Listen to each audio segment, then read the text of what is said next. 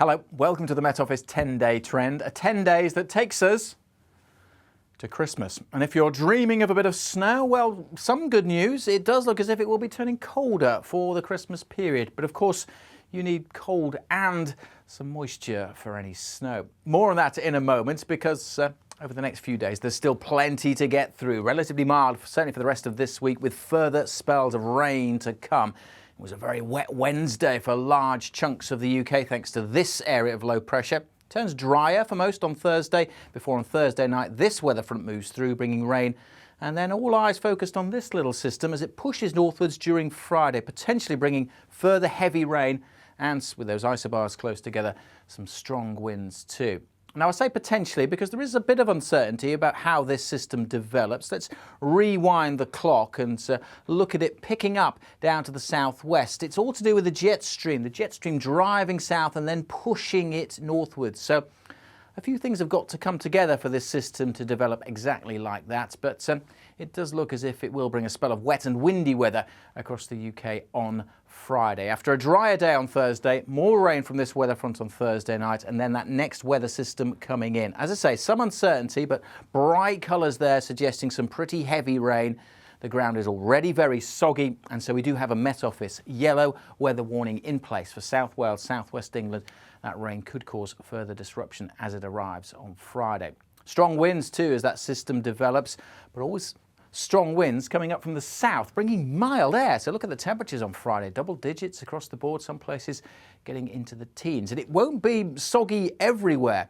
This next chart shows the rainfall accumulation through Friday, and it's with southerly winds that we've got the hills in the west and particularly south-facing upslopes that will see the heaviest rain. So over the moors and South Wales, but also parts of southwest Scotland, whereas far north of Scotland, parts of the east, not seeing much rain at all on Friday.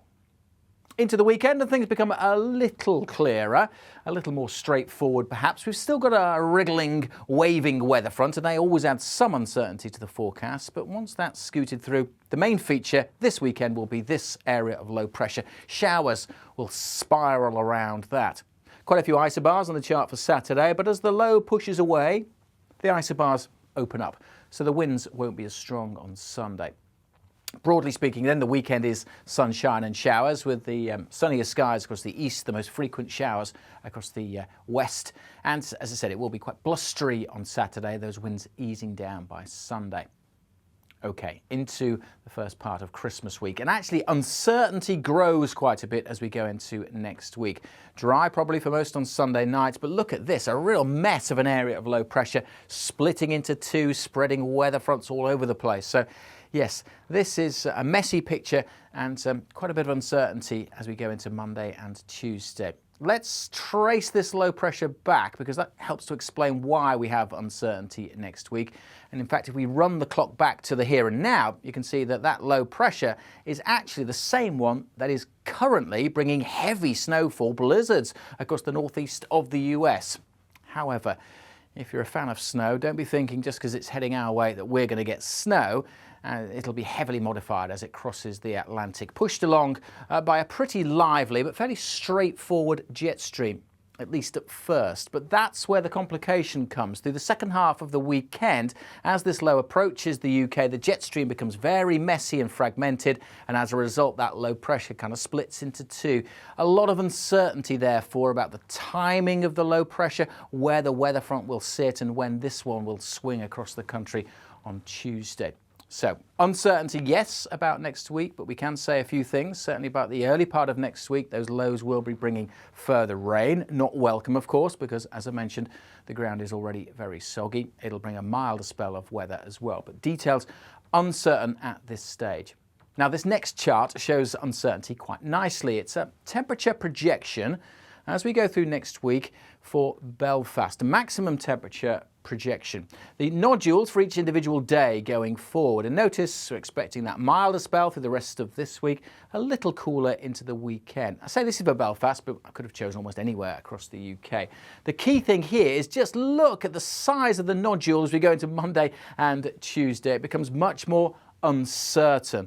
The size of those blobs it indicates uncertainty. So the bigger the blob, the more uncertain the forecast. So yes, milder, a little cooler, and then uncertainty for Monday and Tuesday. But look beyond that.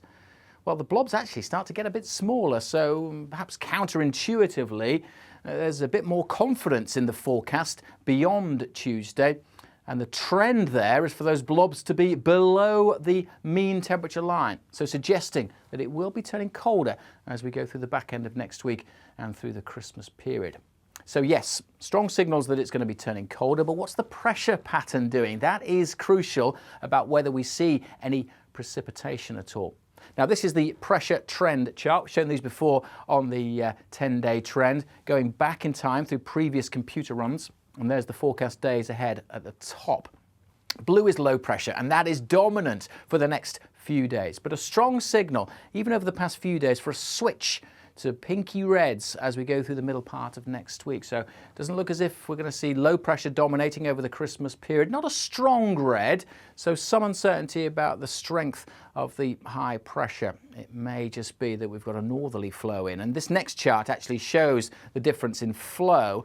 Again, it's similar to the last one, going back in time through previous computer runs, forward in time across the top, where this red indicating southerly winds, hence why it's so mild this week, before a switch to blues and northerly winds more likely to dominate as we go through next week. Again, suggesting that it is going to turn colder during next week. Colder, yes, but will we see any snow? Well, at the moment, the pressure pattern is just too early to say. I'm going to show you one snapshot, the European model for Christmas Day, showing low pressure scooting away. No real sign of a high pressure here, whereas other computer models do have a big high sitting across the UK. So that's why there's uncertainty about the pressure pattern, but I'm showing you this to show you the blue colours, because there's a strong signal, whether it's high pressure or that northerly flow, that it will be colder.